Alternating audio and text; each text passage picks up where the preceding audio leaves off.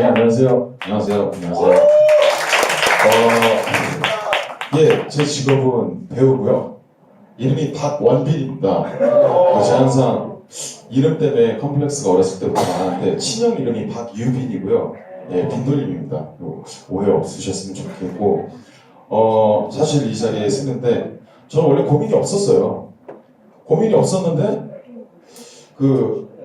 강주원 씨랑 얘기를 하고 인터뷰를 하면서 이 자리에 와서 이런 얘기를 해줬으면 좋겠다라고 해서 그때부터 고민이 생기기 시작했어요. 그냥 생각은 고민이 없었는데 고민이 돼서 며칠 전까지만 해도 여러 가지 얘기를 막 적었었어요. 뭐 어떤 얘기를 해서 소통을 해야 되는 건가. 그래서 막 여러 가지 생각을 해서 작업을 해서 열심히 썼다가 그저께인가 다 지워버렸죠. 다 지우고 나서 지금 저도 여기 서서 무슨 말을 해야 될지 솔직히 잘 모르겠어요. 네, 일단 저도 마찬가지로 제가 지금까지 이 일을 하게 된 계기나 이런 것들을 얘기를 하면서 뭔가 꿈에 대해서 움직였던 그런 방향성이나 그런 거를 좀 편하게 말씀을 드릴게요. 저는 원래 고등학교 때 사진을 전공했습니다. 그래서 고1 때부터 사진을 정말 열심히 찍었어요. 그래서 언젠가 내가 찍은 사진들이 뭐 내셔널 지오그래피나 이런 데 실리지 않을까라는 큰 희망을 가지고 사진을 열심히 찍었는데 제가 연식이 좀 된지라 IMF가 터졌습니다. IMF가 터지고 집에 거대한 쓰나미가 몰려오기 시작했어요. 그래서 고3 시절을 아버지는 부산에 사시고 어머니는 어디 사시는지 모르고 형은 임원에 살고 저는 임원에서 살다가 학교에서 이모 집까지 거리가 너무 멀어서 출퇴근이 등하교가 너무 멀어서 그냥 용기를 내서 제일 친한 친구 어머니들을 찾아뵀어요. 그래서 어머니 저희 집이 이래 돼서 제가 잘 곳이 없습니다. 그래서 좀 지어주시면 안 될까요? 해서 친구 3명 어머니가 회의 끝에 저를 2개월씩 이제 데리고 살기로 하셨어요. 그러니까 친구가 운동화를 하나 사면 저한테 똑같은 운동화를 사주시고 네, 그런 식으로 고3 생활을 했습니다. 남들 뭐 제일 중요하다고 했겠지만 어쩌다 보니 그렇게 됐어요. 그래서 고3 때 배운 건 사진밖에 없는데 카메라가 없잖아요. 예, 그 당시에는 제가 디카 저런 친구가 나오고 훨씬 이전에 필름 카메라 세대라 필름 값도 장난이 아니고 카메라 바디 가격, 뭐 렌즈 가격 따지면 지금 소형차 가격 정도 될 거예요. 예, 근데 그게 고3 때 없는 상황에서 사진을 전공하기가 굉장히 힘들었어요. 그리고 고3 때 이제 또 고지분이 있어서 중대 사진학과를 딱 한 군데를 썼습니다. 왜냐면 또 원서비도 솔직히 그때 없었어요. 담임 선생님이 내주셔서 가고 싶은 학교를 꼭 써라. 그래서 성적이 좀 모자르긴 한데 썼고 떨어졌죠. 예, 누가 봐도 떨어질 수밖에 없었어요. 떨어지고 나서 난 이제 기술을 배워야 되나 뭘 하고 살아야 되나 라고 한참 고민을 빠져 있을 때 저희 친형 박유빈이라는 사람이 대학로 목화라는 극단이 있어요. 오태석 선생님이 연출가가 계신 거기서 연출부 막내로 일을 하고 있었습니다. 그래서 처음으로 형이 뭔가 연극을 한다고 그러는데 한 번도 본 적이 없었고 대학로는 어렸을 때 뭐 이런 얘기 해도 될지 모르겠지만 민증 없이 술 먹을 수 있는 곳이 그 당시에 몇 군데 없었어요. 그렇게 해서 술 마시러 간 적 빼고는 몇 번 없었는데 공연을 보게 돼요. 새들은 횡단보도를 건너지 않는다라는 작품을 보게 되는데 그 작품을 7번을 보게 됩니다. 예, 제 의도가 아니었어요. 할머니가 보신다고 해서 할머니 모시고 가고 부모님이 가신다고 해서 부모님 모시고 가고 제 친구들이 보러 가고 싶다고 해서 또 친구들이랑 가고 이러다 보니까 같은 공연을 7번을 갔는데 그 당시 무대에 계셨던 분들이 배우 성지우 씨, 박희순, 유해진, 임원희 이런 배우들이었어요. 그래서 그 당시에 이제 지구 형님이 대상을 타시고 공연을 보는데 이런 생각이 드는 거예요. 이거 진짜 재밌겠다. 되게 막연했어요. 그냥 재밌어 보였거든요. 재밌어 보였는데 어느 순간에 무슨 생각이 들었냐면 저는 이 네모난 프레임 안에 사람들을 찍는 걸 업으로 하려고 살았던 사람이었잖아요. 어렸을 때 제 꿈은 그랬습니다. 내가 이걸 못 찍을 바에 차라리 그럼 내가 올라가서 찍혀보자라는 생각을 했어요. 형한테 엄청난 부력적인 말들과 니가 저게 뭘 하냐부터 쉬워 보이냐 막 별의별 얘기를 다 들었습니다. 근데 해보고 싶었어요. 그래서 무작정 박희순 배우한테 연기를 배우게 됩니다. 2달을 배우고 갑자기 그러면 학교 가서 배워야 돼. 좀 배워보고 싶다는 생각이 들어서 2달을 배웠는데 원서를 냈는데 다 붙었어요. 그래서 이게 확실히 내 길이구나. 난 서구적인 재능이 있구나 라고 생각을 하게 되죠. 완전 막 핑크빛 미래가 있는 거예요. 그래서 어차피 학비야 학자금 대출이라는 제도가 있으니까 그래요. 그래서 서울예전을 가려고 했는데 서울예전에 형이 있어서 유치원, 초등학교, 중학교, 고등학교, 대학교까지 형을 만나고 싶지 않았어요. 그래서 상명대학교라는 곳에 가게 됩니다. 가서 한 23, 4시 되면 나도 좀 알려진 배우가 되지 않을까 라는 상상을 하게 됩니다. 군대 갔다 오니까 24시더라고요. 그래. 그러면 학교에서 뭔가 내공을 좀 어떻게든 쌓아서 27, 8이면 나도 좀 사람들이 알아보는 배우가 되지 않을까 라고 생각하는 순간 30이 됐더라고요. 30이 되면서 그 전에 이제 대학로에서 생활을 하면서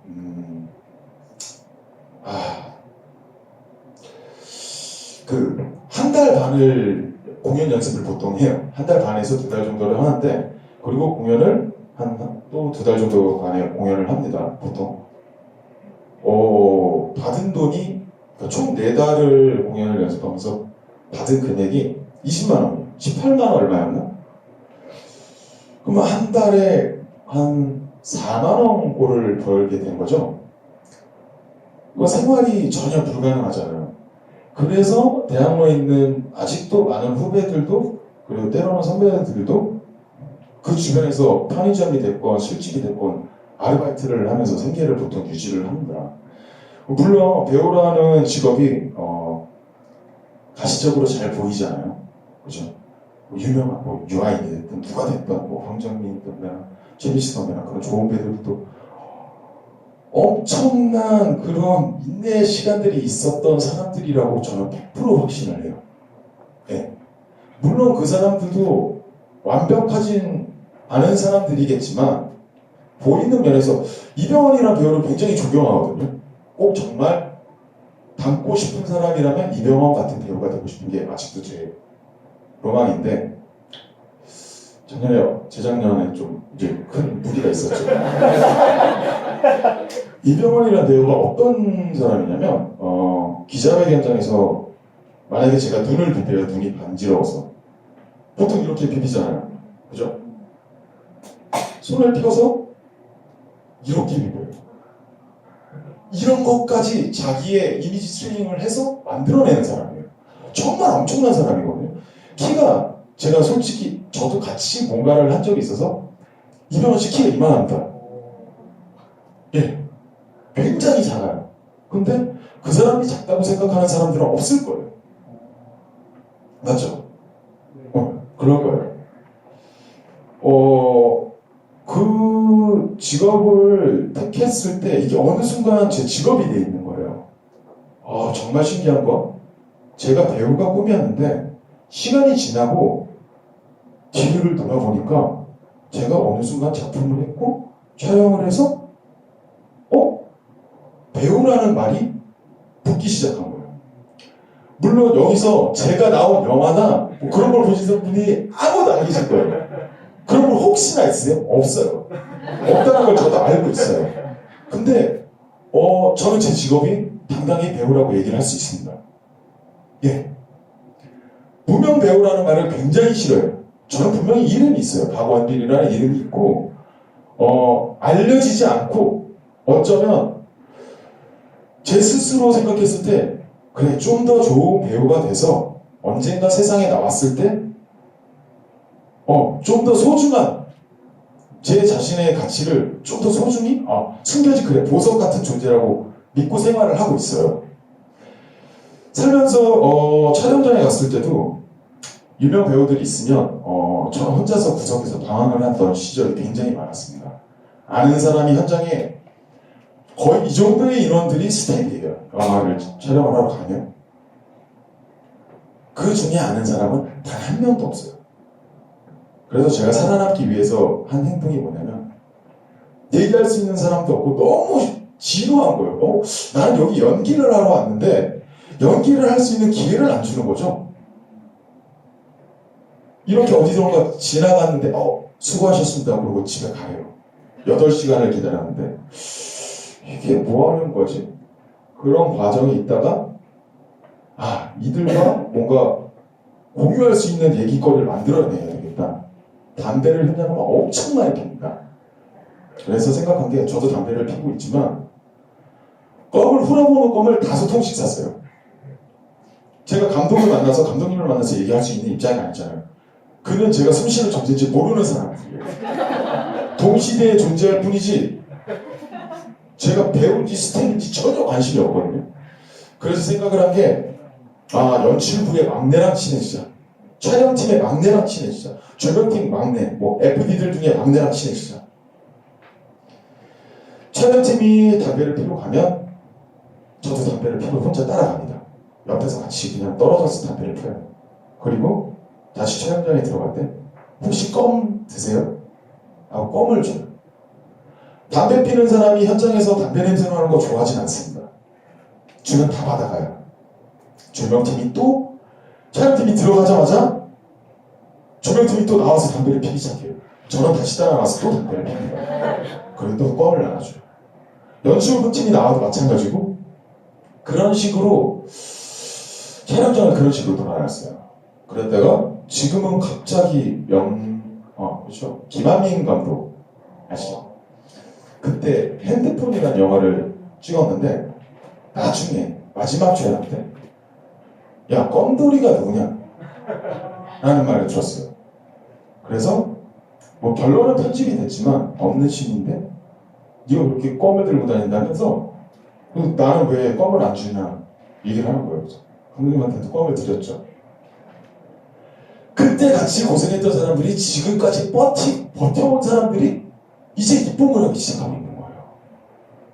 막내였던 사람이 촬영 감독이 돼서 어딘가에서 활동을 하고 있고 연출부에 있던 사람이 감독을 하고 있고 글을 쓰고 있고 저도 물론 아무도 제 존재를 몰랐지만 지금도 여러분들이 제 존재를 모르시지만 어느새 자연스럽게 나이를 먹으면서 촬영장에 가니 선배님이란 얘기를 들으면서 누군가가 저를 챙겨주기 시작하더라고요. 이게 얼마나 감사한 일인지 모르실 거예요. 정말 굴욕적인 일을 어마무지하게 많이 당했어요. 네.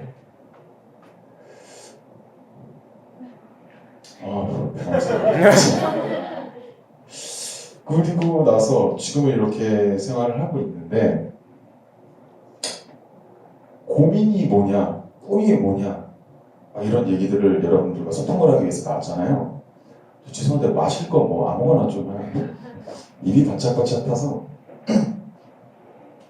제 꿈은 배우인데 꿈은 이룬 것 같아요.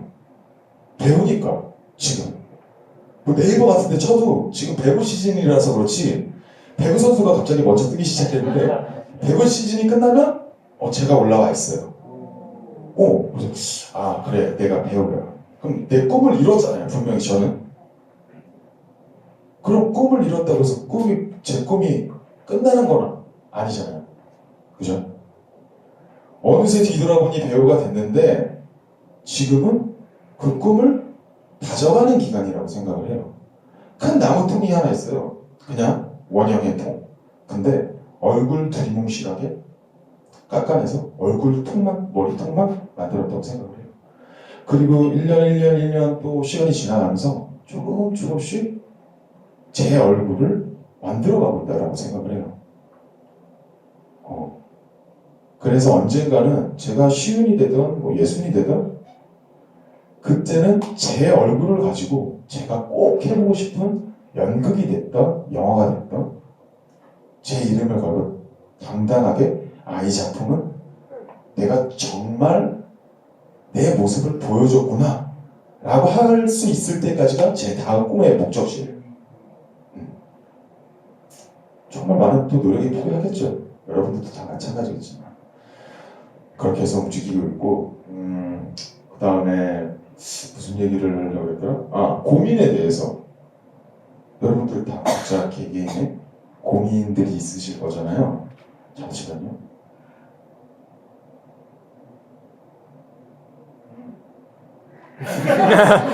굉장히 술을 좋아합니다. 실은 어저께도 새벽 4시 정도까지 술을 마시다가 오늘 복장이 진짜 제가 본의 아니게 이렇게 재수없게 입고 오려고 그런 게 아니고 결혼식 사회가 있었고 또 결혼식이 오늘 2건의 결혼식이 있었어요. 그래서 어쩔 수 없이 지금 강연 끝나면 다시 차에 가서 옷을 갈아입고 들어올 건데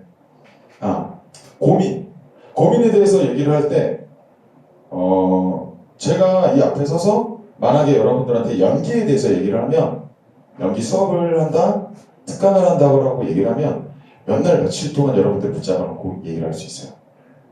예, 정말로. 근데 그게 주가 아니라 이렇게 다른 저를 전혀 1도 모르는 여러분들과 함께 소통을 하기 위해서 온 거잖아요. 그래서 생각을 해봤더니 고민에 대해서 제가 고민을 하기 시작했어요. 여러분들이 가지고 있는 고민이 어떤 건지 저는 잘 모릅니다. 근데 그때 주원 씨랑 얘기하던 도중에 얘기가 나온 게 고민에 대해서 좀 고민을 해보셨으면 좋겠어요. 자기 고민에 대해서 성찰을 좀 깊게 해보셨으면 좋겠어요. 저도 제자들이랑 이런저런 얘기를 해요. 대화를 나누면서 너는 고민이 뭐냐? 예 선생님 저는 뭐 이렇게 해서 어디 제가 원하는 대학교에 가고 싶어요. 그럼 열심히 해서 가면 되잖아. 그게 왜 고민이야? 되게 단순한 논리죠?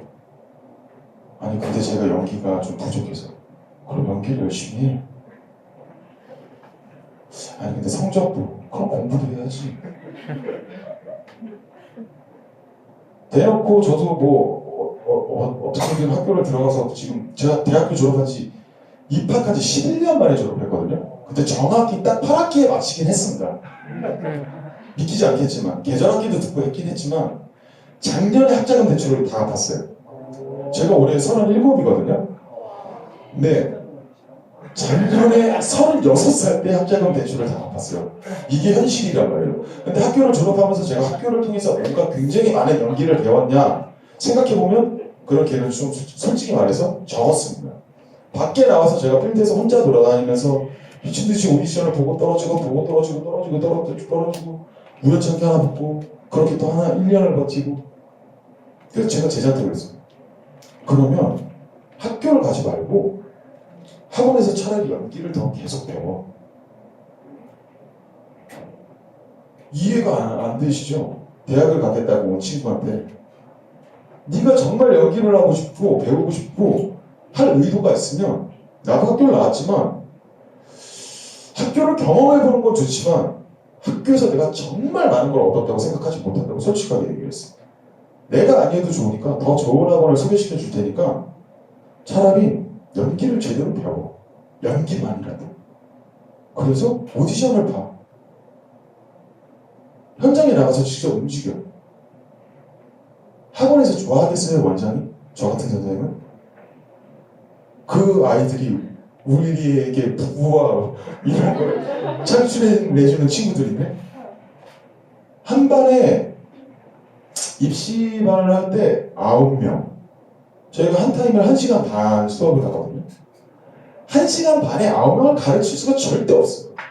숙제를 내주면 그걸 리딩을 하다가 한번 쭈르륵 읽고 그래 너 해봐 그럼 수업이 끝나요. 애들한테 뭘 가르치고 가르칠 수 있는 시간이 안 돼요. 그래서 정원을 줄여달라. 4명 이하로만 가르치겠다. 아니면 나는 나가겠다. 근데 나왔어요. 제가 부원장이었는데. 네.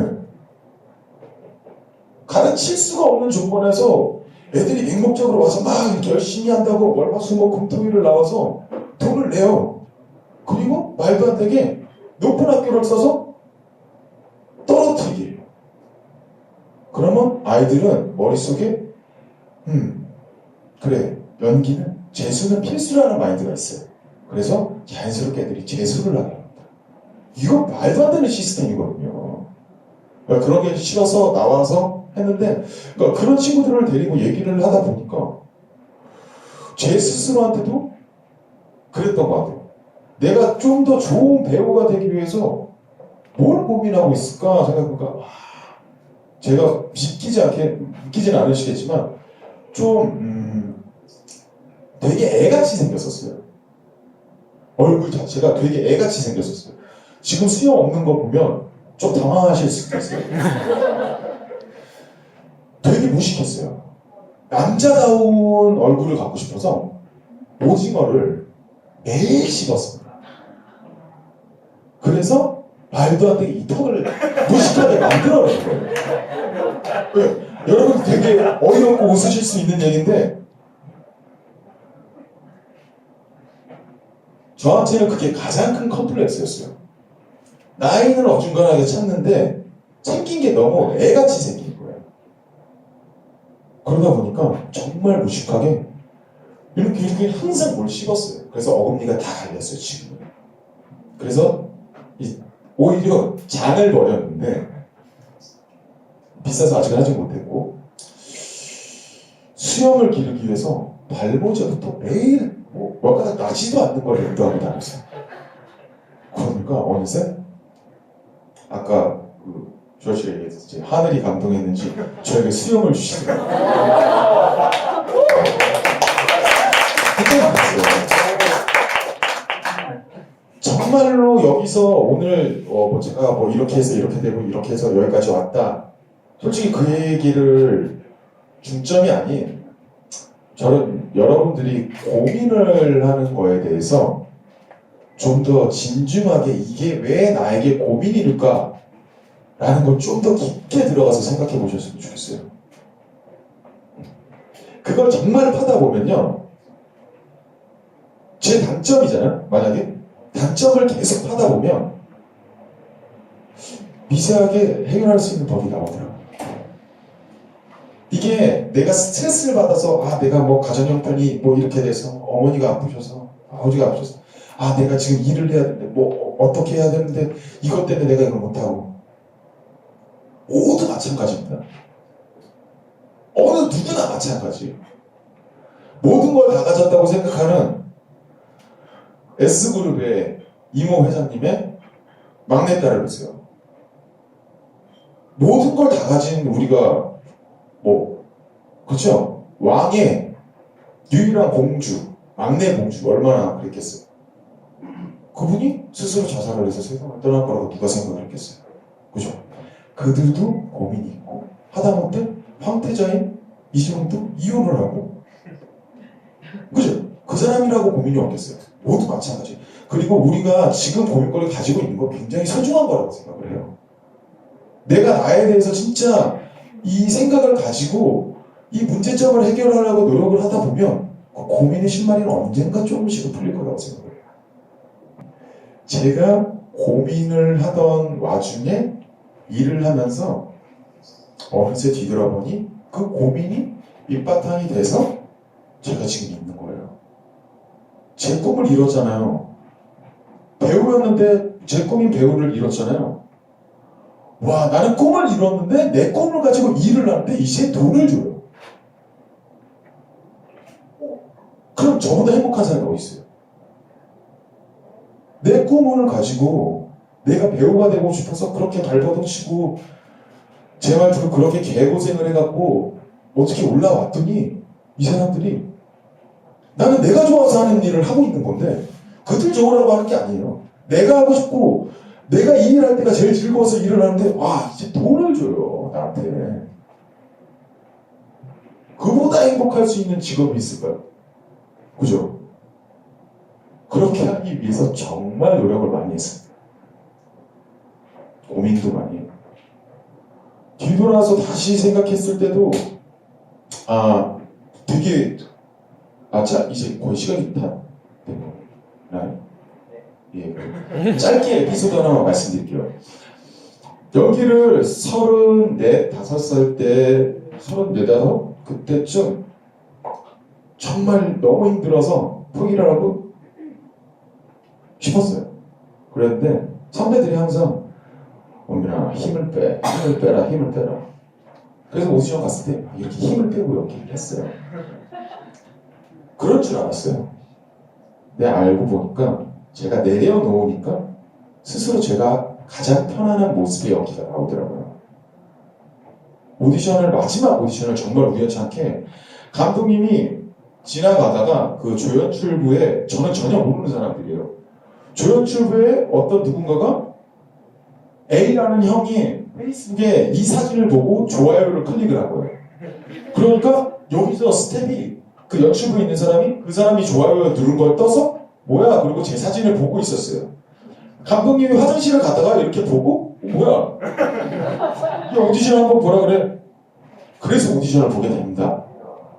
맨 처음에 갔을 때 양아치 매니저 역할이었어요. 하루 전날 그걸 받았어요. 오디션을 보러 갔죠. 막 되게 얌스럽게 편안하게 했어요. 그래놓고 제가 내려놓고 하니까 뭐라 그랬냐면 이건 제가 할 수 있을 것 같은데요? 잘할 수 있을 것 같은데요? 이런 말을 하는 미친놈은 없습니다. 감독 앞에서 이건 제가 잘할 수 있을 것 같은데요? 그렇게 말할 수 있는 사람은 없어요. 근데 왜 그랬는지 모르겠는데 이거 제가 잘할 수 있을 것 같은데요? 이렇게 얘기를 했어요. 근데 감독이 묻지도 않아요. 얼마나 민망했겠어요 제가? 그죠? 근데 감독이 무표정하게 대본을 뭘 하나 주는 거예요. 받았어요. 이걸 해보래요. 근데 층간소음 문제였어요. 근데 층간소음을 제가 겪어봤거든요. 위층에 어린아이들이 좀 많이 살아서 정말 쌍욕을 하면서 테이블을 밟고 올라가서 천장을 치면서 막 했어요. 막 웃어요 사람들이. 괜찮은데? 내려왔죠? 감독님이 또 대본 하나 더 줬어요. 되게 황당하지만 요실금 말고 변실금이라고 있습니다. 변실금이라는 병이 실제로 있어요. 그러니까 항문의 힘이 조절이 안 되는 거죠. 그걸 해보라는 거예요 저한테. 그걸 내가 어떻게 합니까? 그래서 막 이러면서 뭔가를 했어요. 근데 저렇게 촬영하시던 조 감독이 그걸 보고 웃다가 카메라를 떨어뜨렸어요. 네. 그래서 기분 좋게 좋아, 난 할 만큼 다 했어. 나왔어요. 며칠 뒤에 모르는 번호로 전화가 왔어요. 누구래? 길을 가다가 받았는데 얘 누구라고요? 예, 며칠 전에 봤던 이모 감독입니다. 그런 식으로 전화가 오면 배우들은 습관적으로 이렇게 받아요. 집에서도 이렇게 받고요. 공손한 자세로 몸이 이렇게 됩니다. 습관, 기자들, 어디 연출이다, 이런 식으로 되거든요. 예, 감독님 그랬는데 저보고 차도환이라는 역할을 할 수 있겠네요. 그래서 속으로 그랬어요. 그럼 매니저하고 떨어진 건가요? 실망을 했죠. 그 차도환이라는 역을 모르냐고. 그래서 제가 시나리오를 받은 적이 없어서 전혀 모른다고. 근데 주인공인데 할 수 있겠냐고 물어본 거예요. 그래서 되게 황당했죠. 그래서 무슨 이런 일이 있지? 그 감독님한테 그랬어요. 제가 삭발을 하든 눈썹을 밀려고 해도 할 수 있습니다.